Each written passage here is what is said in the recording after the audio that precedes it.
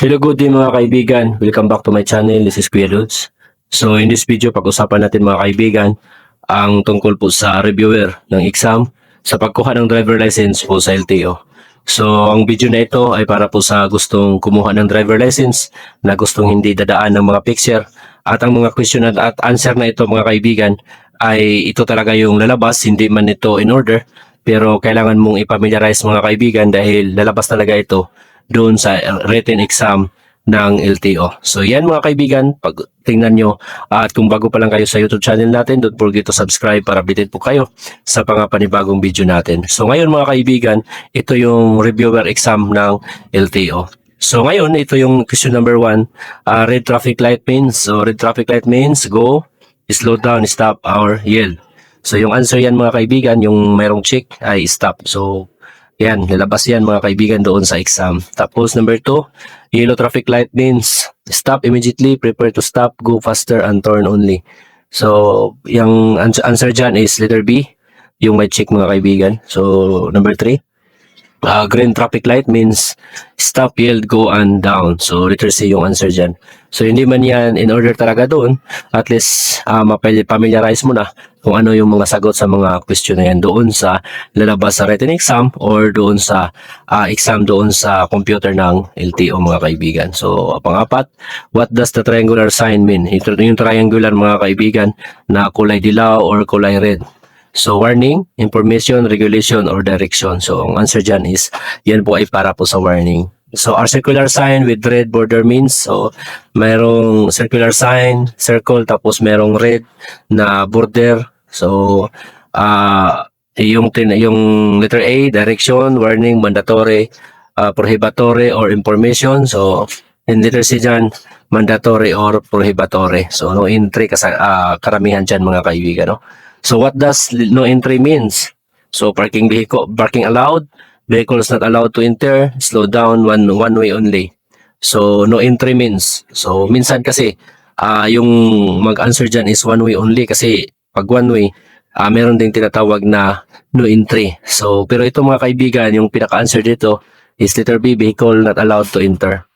So, pang-pito, traffic rules and laws. So, who has the right way of the pedestrian lane at the pedestrian lane? Vehicle, pedestrian, motorcycle, buses. So, sino yung kaninong right of way yung pedestrian na yan? Siyempre, sa pedestrian mga kaibigan. So, kumbaga kung ikaw ay driver, mayroong tao dyan sa pedestrian lane na nakatayo. So, lahat ng oras, ikaw ay mag-give way po para hindi ka makakadiscuss yan mga kaibigan. So, number 8, beating the red light is allowed at night, illegal, allowed if no enforcer. So, illegal talaga yan mga kaibigan, talaga yung answer, letter C. So, speed limits are important to avoid traffic. So, prevent accident, save fuel, avoid tickets only. So, letter B yung pinakamagandang answer dyan mga kaibigan. So, overtaking is not allowed when a road is clear, there is a solid yellow lane, you signal properly, you are in hurry. So, overtaking is not allowed when there is a solid yellow lane. So, yan. Pag mayroong solid yellow lane, hindi ka pwede mag-overtake dyan mga kaibigan.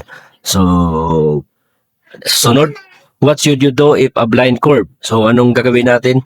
Pag blind curve mga kaibigan, speed up, overtake, slow down, use high beam.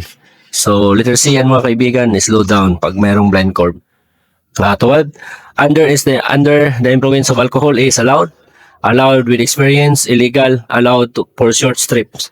So, pag meron ikaw ay nakakainom or ikaw ay lasing, so pag mamaniho mga kaibigan ay illegal. Kahit may lisensya ka pa, kahit registrado pa yung sasakyan nyo, illegal at consider po yan na reckless driving at saka mayroong criminal charge yan kung ikaw ay makakasagasa o at ikaw ay makakadisgrasya. Lalong-lalo na ikaw ay nasa rush hour po mga kaibigan. So, hindi mo talaga maiwasan dyan, kaya illegal yan po.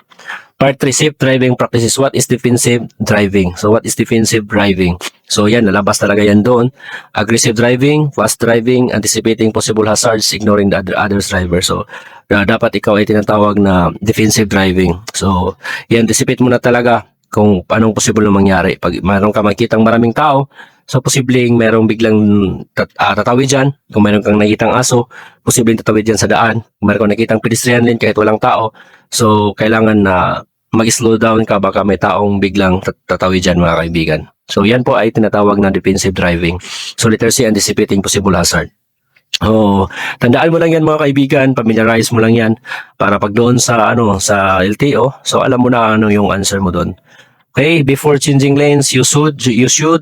So before changing lanes, you should honk or ano daw yung honk, yung horn, tapos speed up, signal and check mirrors, stop. So before changing lane, so minsan kasi pag mag-overtake tayo, changing lane po yan, ay speed up kagad tayo. Hindi man tayo dilingon. So dito, signal and check mirror. So kailangan mag-signal muna tayo at saka check mirror before tayo mag-speed up mga kaibigan. So what should you do when tires skid? So brake hard, panic, steer gently, and ace of accelerator, turn sharply. So yan mga kaibigan, no? Steer when tires skid, turn gently, and ace of accelerator. So yan po yung answer dyan mga kaibigan. What is the safest following distance? So what is the safest following distance? 1 second, 2 to 3 seconds, very close, depends in mood. So 2 to 3 seconds po yan mga kaibigan, no? So, when an ambulance with siren is approaching, you should ignore, raise it, give way, block it. So yung answer dyan is letter C, give way. So 18 na tayo mga honking or itong sound a vehicle horn makes should be used to. So yung honking, yung sounds of the vehicle, yung pipip, yung beep beep mga kaibigan, para saan po yan? Show anger. So minsan kasi pag meron tayong nagagalit tayo sa kapwa motorista natin, pibip natin ng malakas, so hindi po yan pwede. So warn of danger, so say hello or annoy others. So minsan ay ginagawa yung serbato na pagkukumusta doon sa daan sa mga kilala mga kaibigan, yan po ay nakaka-istorbo sa kapwa motorista. So ang pinaka maganda dyan, if there is a danger, so you should use your honk mga kaibigan, your horn. So tailgating is, ano yung tinatawag na tailgating? Safe ba yan? Recommended, dangerous, or required. So yung tailgating mga kaibigan, yung halos nakabuntot ka na sa likod ng nauna mong sasakyan. So yan po yung tinatawag na tailgating. So dangerous po yan kasi biglang mag-stop yung nasa unahan mo. So siguradong diretso ka tatama sa likod ng sasakyan na sinusundan mo. So 20, if involved an accident, you must leave immediately, hide, stop, and assist if possible, argue. So if involved in an accident, so maka-aksidente ka mga kaibigan, so stop and assist if possible. So kailangan pwede mong tulungan. Pero tingnan mo din yan mga kaibigan dahil minsan kasi pag tayo ay mag-stop at mag-assist if possible, so baka po kukuyugin tayo ng mga kapamilya ng mga na-aksidente natin. So kailangan na magmasid po muna tayo at yung pinakamaganda dito pag tingin mo na okay lang yung nasagasa mo or nasagi mo mga kaibigan, so diretso ka na lang doon sa pulis para mag-surrender if makikita mo naman na maraming mga taong handang tumulong sa kanya. So mas maganda doon ka na lang sa pulis mag-surrender dahil nakakasagasa ka na. Tapos magbayad ka pa ka pa doon, mabubugbog ka pa doon sa mga kapamilya just in case mga kaibigan. 21, where your engine overheats, you should continue driving, stop safely, pour cold water immediately or ignore it. So yung sasakyan mo na overheat, so stop safely. So pakanan ka tapos stop safely. So susunod mga warning device should be placed near the vehicle. So yung warning device na kulay red or orange mga kaibigan na triangle in form, ilalagay mo yan near the vehicle, 5 meters away, 10 meters away, as far as possible. So 10 meters away yan mga kaibigan, yung distance tama yan. So kailangan mo yung tandaan dahil lalabas talaga yan doon sa exam. So driving without license is allowed, illegal, allowed with permission, allowed for learners. So illegal po yan mga kaibigan, driving without license. So student permit must drive alone, accompanied by the licensed driver, drive at night only, drive on highways. So, accompanied with the licensed driver. So, yan po yung ibig sabihin ng student license, mga student permit mga kaibigan. So, a driver license is transferable, lifetime, personal or non-transferable, optional. So, letter C po yung answer dyan mga kaibigan. So, kailangan mo yan na talagang i-familiarize para talaga makakapasa ka at maiwasang mapagpirahan ng mga fixer doon sa LTO. 26, seatbelt are for safety. So letter C po yan, safety. So for comfort, so minsan kasi yung mga mag-answer ay comfort or decoration or style or yan po ay para sa safety mga kaibigan. Baka may biglang aksidente, so hindi tatama yung ulo mo doon sa salamin ng sasakyan. So using cellphone while driving is allowed hands-free only, prohibited, allowed anytime. So using cellphone while driving is prohibited, not allowed yan mga kaibigan. Headlights should be used only at night during low visibility, during rain, or all of the above. So all of the above kasi pag low visibility, pwede kayong mag-headlight. During rain, pwede kayong mag-headlight mga kaibigan. Only at night, pwede ka din. So all of the above. Okay, so helmet is required for driver only, passenger only, both driver and passenger optional. So letter C po yan mga kaibigan.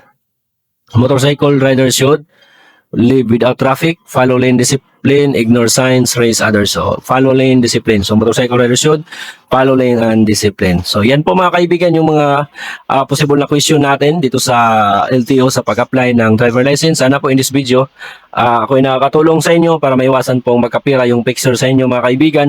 At balik-balikan nyo lang ang video na ito para po na kayo po ay mapamiliarize nyo lang yung mga question doon sa LTO. Maraming salamat at shalom, more powers yung lahat mga kaibigan.